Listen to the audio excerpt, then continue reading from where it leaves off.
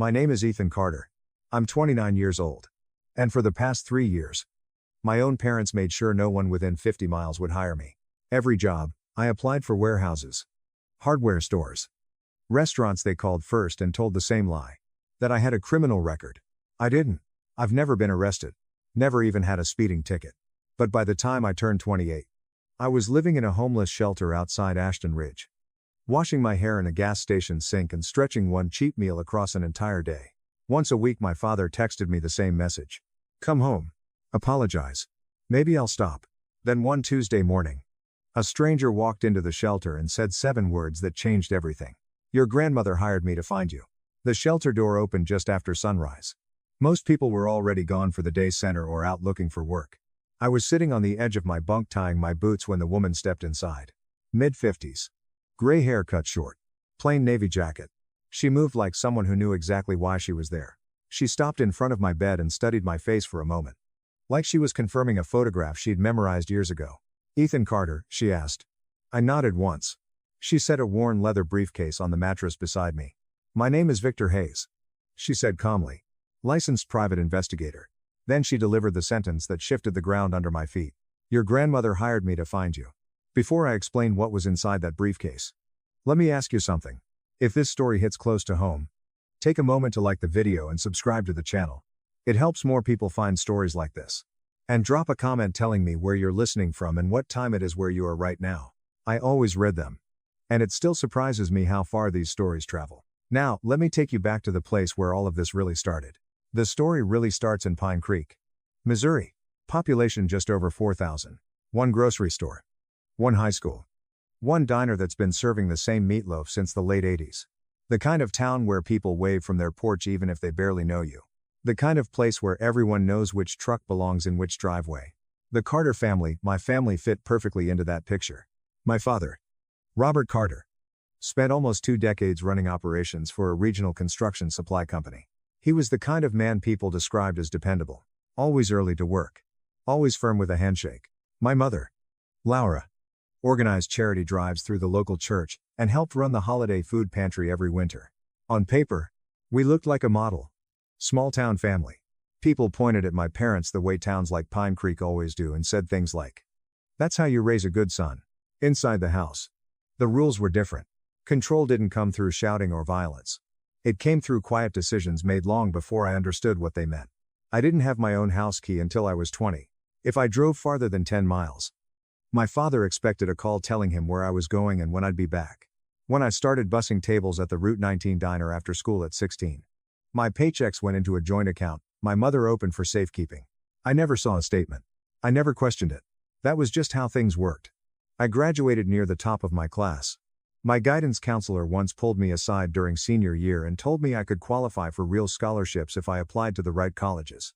I brought the brochures home and left them on the kitchen counter. My father didn't even open them. He glanced at the stack of envelopes and pushed them aside like junk mail. Colleges for people who don't want to work, he said. So I stayed. I helped around the house. Mowed the yard. Fixed things when they broke. Worked small jobs around town and handed over my paychecks the way I always had. Every night at dinner my father would sit at the head of the table. Talk about how the world was getting worse. And then look across at me. You've got a roof, food, and family, he'd say. What else does a man your age need? For a long time, I didn't have an answer. Looking back now, the control didn't start when I was an adult. It had been there the entire time. I just didn't have the words for it yet. In Pine Creek, discipline was considered a virtue. Fathers were supposed to be strict. Sons were supposed to listen. So when my dad set rules, nobody questioned them. Not the neighbors. Not the teachers. Not even me. I learned early that independence wasn't something encouraged in our house. When my friends got their driver's licenses at 16, my father said I didn't need one yet. You've got legs, he told me. Walking builds character. When I finally did get my license 2 years later, the truck keys stayed on a hook in the kitchen where only he could reach them. If I wanted to drive somewhere, I had to ask. Every time. Money worked the same way. The joint bank account my mother opened when I started working was never really mine. My paychecks went in, but I never withdrew anything without asking first. Whenever I mentioned saving for something, a used car, tools, maybe an apartment someday, my father would shut the conversation down before it even started. Why waste money on things you don't need, he'd say. The truth was simple. If I stayed dependent, I stayed close. College was the first time I realized how tightly the walls had been built around me. My guidance counselor pushed the idea hard during my final year of high school. Scholarships, grants, financial aid. She laid out options that sounded like doors opening in every direction. I brought the forms home anyway. My father didn't even sit down to read them. He leaned against the kitchen counter, crossed his arms, and said the words that ended the conversation before it started. Men in this family work. They don't hide behind classrooms. That was the end of it. After graduation, I stayed in Pine Creek, working odd jobs around town, loading shipments at a supply warehouse, helping a mechanic during the busy season, taking whatever hours the diner needed in the evenings. Life settled into a routine. Dinner at the same table. My father talking about the world outside like it was a dangerous place full of traps waiting for people who didn't know their place. And every night, before he left the table, he repeated the same line. You've got a roof, food, and family. What more could you possibly want? For years, I didn't answer. But a few weeks after my 25th birthday, something inside me finally did. The change didn't come with a fight. There was no shouting, no slammed doors, no dramatic moment where everything fell apart. It started with a single quiet thought. A few days after my 25th birthday, I was standing at the kitchen sink late at night, scrubbing the same cast iron pan I'd been scrubbing since I was a teenager. The house was quiet. My parents had already gone to bed. The clock above the stove ticked so loudly it sounded like it was counting down something I couldn't see. And then the thought landed. If nothing changed, I would still be standing in that same spot at 40. Same sink, same pan, same house. That realization hit harder than anything my father had ever said to me. The next morning I walked to the Pine Creek Public Library. It sat on the edge of Main Street in a brick building that smelled like dust and old carpet. In the back corner were 3 public computers with sticky keyboards and 15-minute time limits. I sat down at one of them and created a new email address. Not the family one my mother checked. A new one. Just mine. For the first time in my life, I applied for a job without asking permission. It was a listing for a hardware store in Ashton Ridge, about 20 minutes east of Pine Creek. They were hiring a full-time sales associate 9 to 5. Steady hours. Benefits after 90 days. I typed the application slowly with 2 fingers. Then I stared at the screen for almost a full minute before hitting send. 2 days later an email came back. They wanted to interview me. Thursday at 10. I read the message 3 times just to make sure it was real. When I closed the browser and walked out of the library, my hands were shaking not from fear, but from something I hadn't felt in years. Thursday morning I drove to Ashton Ridge for the interview. The manager, a man named Bill, greeted me at the door and shook my hand. At first everything seemed normal. Then he sat down behind his desk and his expression changed. Ethan, he said carefully, I'm going to ask you something directly. I nodded. Is there anything in your background we should know about? I frowned. No. Tears. He removed his glasses and rubbed the bridge of his nose. We received a phone call yesterday, he said. Someone mentioned you had a felony theft charge. For a moment the room tilted. That's not true, I said. I've never been arrested. Bill looked like he wanted to believe me. But belief doesn't run a business. I'm sorry, he said quietly. We can't move forward. I drove home in silence. And when I pulled into our driveway, my father was sitting on the porch reading his newspaper. He didn't even look up. How was your day? Insist. For the first time, a thought crossed my mind that I couldn't ignore. Did they know? At first, I pushed the thought away. They were my parents. People tell themselves a lot of things to protect that idea. Parents guide you. Parents protect you. Parents don't sabotage their own kids' future. But over the next 6 weeks, something kept happening that I couldn't ignore. Every place that showed interest in hiring me suddenly backed out. A grocery store in Ridgeford called to schedule an interview. Then canceled 2 days later. A warehouse outside the county line said they'd get back to me. Then never returned the call. A diner in Cooperton seemed excited to bring me on for the morning shift. 2 days later, the owner called again. The conversation was short. Ethan, she said quietly over the phone. Someone contacted us about you. My chest tightened. What did they say? She hesitated before answering. They said you had a criminal record. Theft and fraud. My grip tightened around the phone. Was it a woman? I asked. There was a pause. That night I waited until the house was quiet. My parents went to bed around 10 every night. By 11 the hallway lights were off and the house settled into the slow creaks old buildings make when everything inside them finally goes still. I walked down the hallway and stopped outside my mother's sewing room. That room was the one place in the house she considered private. No one went inside without asking. I opened the door anyway. The desk sat against the far wall beneath a small lamp. Fabric scraps and pin cushions covered most of the surface. I opened the top drawer slowly, careful not to make noise. At first it looked like nothing. Then I saw it. A small blue notebook tucked beneath a stack of folded patterns. I pulled it out and flipped it open. My mother's handwriting filled the pages. The same careful cursive she used when writing birthday cards or grocery lists. Down the left side were names. Millfield Hardware, Ridgeford Fresh Mart, County Line Logistics, Cooperton Family Diner. Every place I had applied. Next to each name was a red checkmark. One after another. The air left my lungs. This wasn't coincidence. This wasn't bad luck. My mother had been tracking every job I applied for. And someone most likely her had called each one. I closed the notebook and stood there in the quiet room, staring down at the blue cover in my hands. For weeks I had been wondering if I was imagining things. Now I knew the truth. The people destroying my chances of building a life weren't strangers. They were the two people sleeping down the hall. The next morning I placed the blue notebook in the center of the kitchen table. My mother was pouring coffee. My father sat at the head of the table buttering toast like it was any other morning. The radio played an old country song in the background. Everything looked normal. I slid the notebook toward them. Explain this. My mother's hand froze halfway through pouring. Coffee spilled over the rim of the mug and spread across the counter. For a moment she just stared at the notebook. Then the tears started. You went through my things, she said. Her voice shaking. Ethan, how could you do that? I didn't move. You called my employers. I said. Every one of them. She pressed a hand against her chest like she'd been wounded. I did it because I love you. The world out there is dangerous. You don't understand what can happen to someone alone. I'm 25. I said calmly. I'm not a kid. My father set his toast down. He didn't raise his voice. He never did. We're protecting you, he said. You think you're ready for the world, you're not. I can take care of myself. He shook his head once. No. You can't.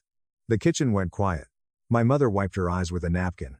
My father folded the newspaper beside his plate like the conversation was already over. If you don't stop this, I said slowly, I'm leaving. My father gave a short laugh through his nose. You leave this house, he said. You leave with nothing.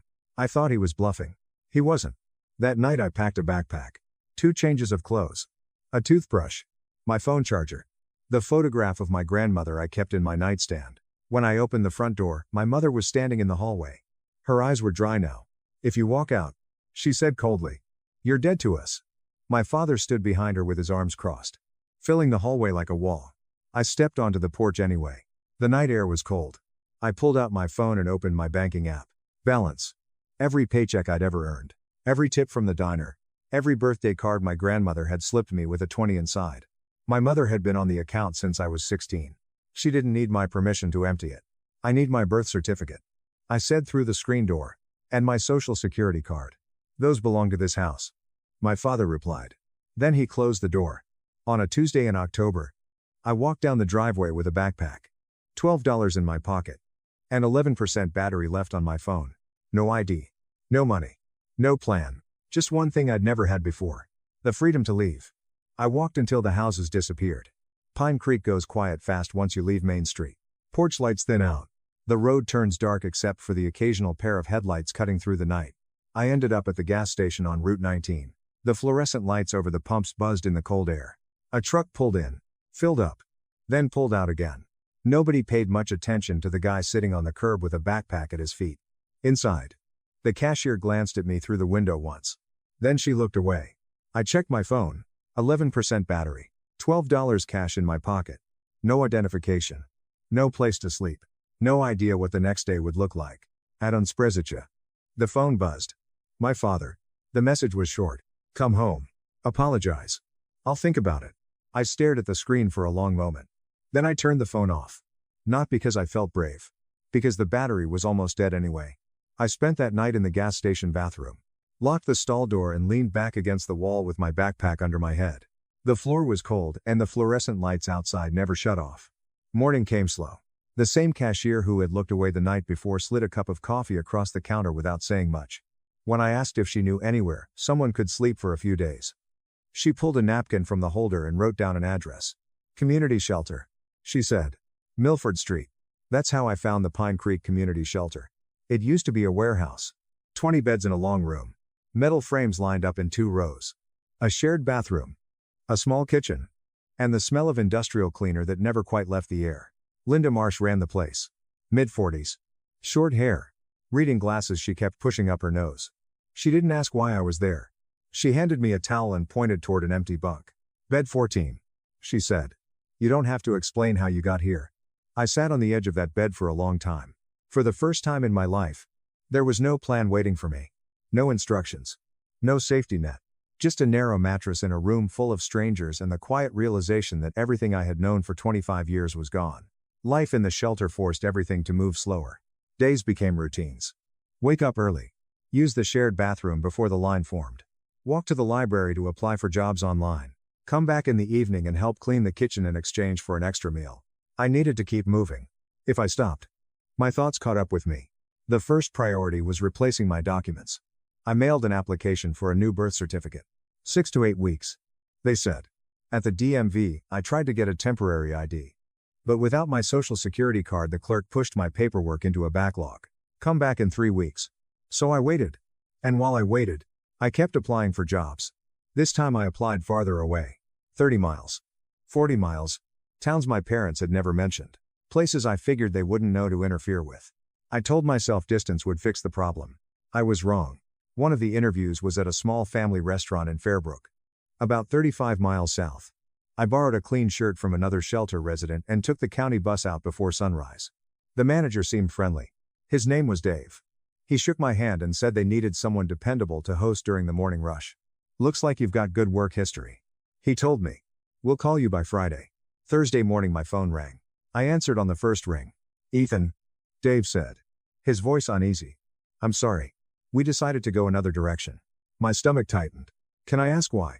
There was a long pause. Someone emailed us a document. He said. Looked like a police report. I sat down slowly on the edge of my shelter bunk. A police report. Said you'd been charged with theft. The call ended a minute later. I stared at the phone in my hand. My parents had escalated. Phone calls weren't enough anymore. Now, there were documents. Forged paperwork designed to look official, something an employer might see during a background check and decide not to question. My father had spent 19 years managing operations for a company that lived on paperwork. Memos. Reports. Official forms. He knew exactly how to make something look real. That night my phone buzzed again. Unknown number. But the message sounded familiar. Still cold out there. Doors still open. I didn't reply. But I understood something for the first time. This wasn't about protecting me. It was about control. And my parents were willing to destroy my life to keep it. By the 7th month at the shelter, I had started to rebuild small pieces of a life. My replacement birth certificate finally arrived in the mail. A week later the DMV processed my temporary ID. It was the first government-issued card I'd ever held that existed without my parents' control somewhere in the background. It felt like a small victory. But my parents weren't finished. One afternoon Linda called me into her office and closed the door behind me. That alone was unusual. Her door was almost always propped open with a blue brick she kept by the frame. I got a phone call today, she said carefully. From who? A woman who identified herself as a social worker. The room went cold. Linda continued. She said you had a documented history of violent behavior, and that you might be dangerous to other residents here. I didn't even have to ask who had made the call. My mother. Linda folded her hands on the desk. I've been running this place 11 years. She said. Social workers don't cold call shelters to trash someone's reputation. That's not how it works. What did you tell her? That I don't discuss residents with strangers. She paused. But if she files a formal complaint with the county office, things could get complicated. My parents weren't just sabotaging my job opportunities anymore. They were trying to remove the only roof I had left. That night, I pulled the worn business card out of my pocket. Ruth Collin. Licensed private investigator. She had come to the shelter weeks earlier asking about me. But I had assumed it was another trick from my father. I had carried the card around since then. Moving it from one pair of jeans to another, whenever I did laundry. I stared at the number for a long time. Then I called it. She arrived the next morning at exactly 8 o'clock. Victor Hayes was calm. Quiet. And older than I expected. Short gray hair. No jewelry. No unnecessary words. He carried a brown leather briefcase that looked like it had been around for decades. He sat down beside my bunk and placed the case between us. On the leather surface were 5 words written in faded black ink. For Ethan. When he's ready. My grandmother's handwriting. Victor looked at me steadily. Your grandmother hired me 10 years ago. He said. 10 years. You were 18. He rested his hand on the briefcase. She paid me to watch your parents. Victor opened the briefcase slowly. Inside. Everything was organized with almost unsettling precision. Thick folders labeled by year. Audio recordings. Phone logs. Printed emails.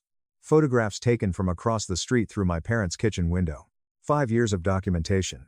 Your grandmother suspected your parents would eventually try to control your life the way your grandfather controlled hers. Victor said. He slid a folder toward me. Inside were transcripts of phone calls. 37 of them. My mother introducing herself as a concerned neighbor. A family friend.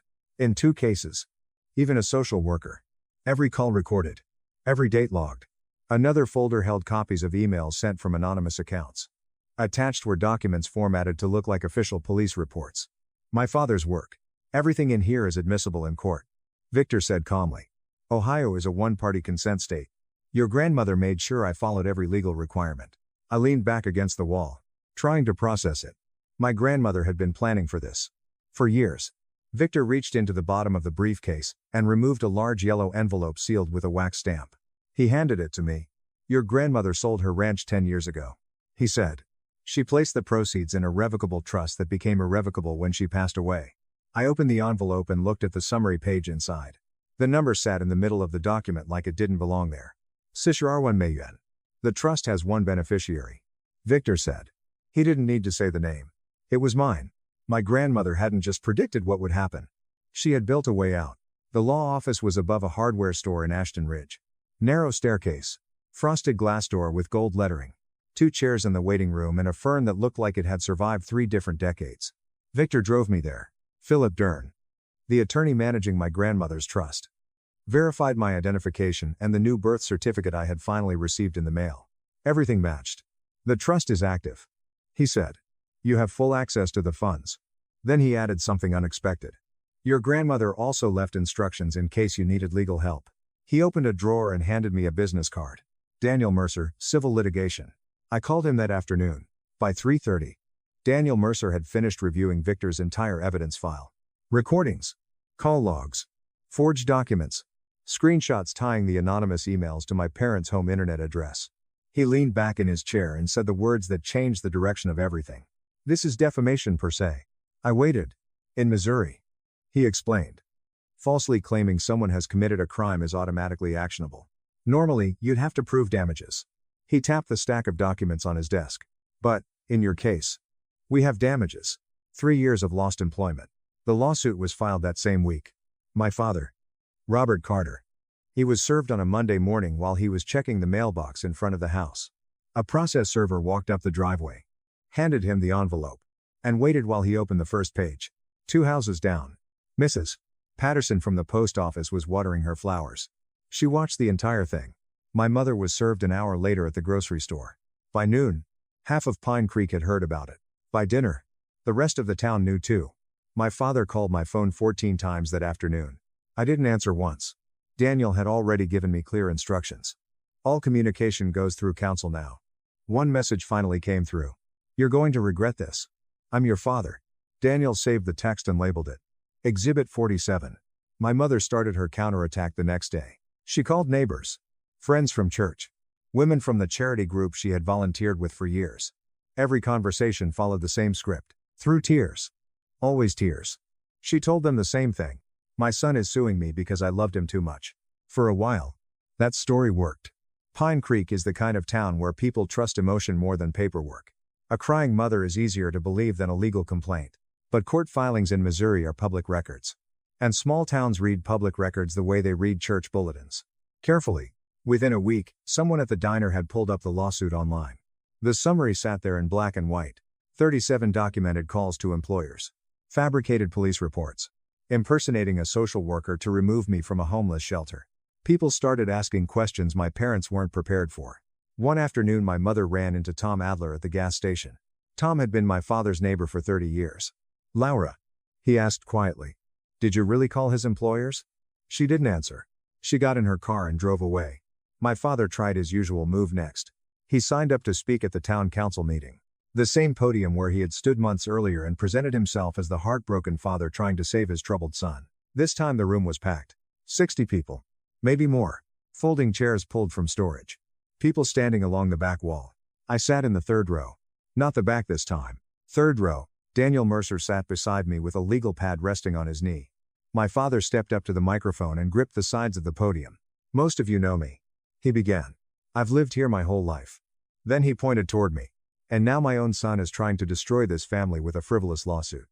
The room stayed quiet. Daniel stood up calmly. "My name is Daniel Mercer," he said. "I represent Ethan Carter." His voice never rose. "The complaint filed in county court, along with its supporting evidence, is public record. Anyone here is welcome to review it." Then he sat down. No drama. No argument. Just facts. The silence that followed lasted 8 full seconds. Long enough for people to start thinking. The legal process moved faster than my father expected. After reviewing the evidence, his attorney recommended a settlement almost immediately. 37 recorded phone calls. Forged documents. Emails traced back to the Carter household's IP address. The case wasn't complicated. It was overwhelming. But my father refused. "I'm not settling with my own son," he reportedly told his lawyer. The attorney withdrew from the case the following week. From that point forward, my father represented himself. His entire legal response to the court fit on a single handwritten page. "This is a family matter. The court has no authority over a father protecting his child." The judge disagreed. When the hearing date arrived, my father didn't show up. Daniel Mercer stood beside me in the courtroom and quietly filed a motion for default judgment. With no defense present and the evidence already submitted, the judge granted it without hesitation. Defamation per se. Tortious interference with prospective employment. 3 years of documented damages. The ruling came down that same afternoon. Bashawumeyuan. Linling. The number sat on the printed judgment like a full stop at the end of a long sentence. My father never paid. So, Daniel filed a lien against the Carter house on Maple Street. The place I grew up. The house where my father had sat on the porch reading his newspaper while pretending he had no idea what my mother was doing behind the scenes. A lien changes everything. The property couldn't be sold or transferred until the judgment was satisfied. And my father didn't have $85,000 sitting in a bank account. A few weeks later, the for sale sign appeared on the front lawn. I was sitting in Philip Dern's office when the official notice came through. He printed the document and slid it across the desk. "How do you feel?" he asked. I read the page once. Then again. Finally I set it down. "Tired," I said. And that was the truth. Justice doesn't always feel like victory. Sometimes it just feels like the end of a very long fight. The next chapter of my life started quietly. A few days after the judgment, Philip Dern called me into his office again. Not about the lawsuit this time. About a job. "I need an administrative assistant," he said. "Someone who can organize files, build timelines, and keep records straight." He tapped the folders I had been sorting for weeks. "You're the most organized person I've seen in 40 years of practice." It wasn't charity. He needed help. And I could do the work. I started the following Monday. $17 an hour. Benefits after 60 days. My desk sat beside the same tired fern in the corner of the office. I watered it the first morning just so it wouldn't die on my watch. The trust my grandmother left gave me breathing room. But I didn't want to live off it. That money was a safety net, not a lifestyle. So I built things slowly. I rented a 1-bedroom apartment in Ashton Ridge. Ground floor. Small kitchen. A front door that locked with a key that belonged to me and nobody else. I bought a used Honda Civic with a little over 140,000 miles on it. The engine made a faint rattling noise when it started. But it ran. That was enough. For the first time in my life, I opened a bank account with only my name on it. I bought groceries without asking anyone for permission. The apartment was quiet. No one checking my phone. No one watching where I went. No one calling my employer behind my back. At first the silence felt strange. Then it started to feel like peace. I had a job. A place to live. A life that finally belonged to me. And the strangest part was how simple it all felt once the control was gone. When the judge read the ruling in that courtroom, I didn't feel the rush of victory people imagine when justice finally lands. I felt tired. 3 years of my life had been erased. 8 months spent sleeping in a shelter bed. All of it because the 2 people who were supposed to protect me would rather destroy my future than let me live independently. People sometimes ask a simple question when they hear a story like mine. Why didn't you just go back home? The answer is simple. Because survival sometimes means walking away. Wanting your own life is not betrayal. Wanting a job, an apartment, and control over your own choices isn't disrespect. It's adulthood. But when control is disguised as love long enough, it becomes easy to believe you're the problem, for wanting freedom. That's the trap. And breaking it doesn't always look dramatic. Sometimes it looks like a quiet decision made on a random Tuesday night when you finally realize something. You are allowed to leave. Even if the people you're leaving behind are the ones who raised you. The house on Maple Street sold 6 months later. My father didn't have much choice. With a lien attached to the property, the $85,000 judgment had to be paid before the sale could go through. After realtor fees, back taxes, and the court order were settled, there wasn't much left. He and my mother moved into a small trailer park outside of town about 20 minutes away. Close enough to still shop at the same grocery store. Far enough that they stopped running into people who used to wave when they walked by. My father never admitted he was wrong. Not once. From what I heard, he told his new neighbors the same story he told everyone else. That I'd been manipulated by lawyers. That the lawsuit destroyed the family. Some people would rather lose everything than admit they were the villain in their own story. My mother was different. Months later I heard through someone in town that she had started seeing a therapist on her own. Apparently, during one of her sessions, she said something simple. I think I did something terrible. I didn't know what to do with that information. And honestly, I still don't. I still keep my grandmother's letter. The paper has started to yellow at the edges. And the fold lines are soft from being opened too many times. Sometimes I read it again just to remind myself that someone, somewhere, believed I deserved a different life. Near the end of the letter she wrote something that stayed with me longer than anything else. She said she spent 30 years married to a man who controlled everything. Where she went, who she spoke to, what she was allowed to want. By the time she finally found freedom, most of her life had already passed. So she made a decision. If she couldn't save herself, she would make sure I never lived inside the same cage. The last line of the letter was simple. Real love doesn't build walls around you. Real love makes a plan for your freedom. Today I'm 29 years old. I work in a law office in Ashton Ridge. Saving money for community college classes I plan to start next year. I have a small apartment.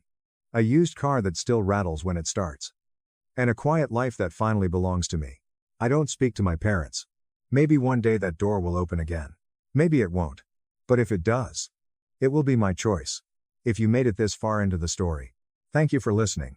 And if this story resonated with you in any way, take a moment to like the video and subscribe to the channel. Stories like this remind people they're not alone. And if you're curious about what happened the day my mother unexpectedly showed up at my workplace months later, that story is linked in the description below. I'll see you there. Disclaimer is approximately equal to 6s. This story is shared for storytelling and educational purposes. Some names and details have been changed to protect privacy.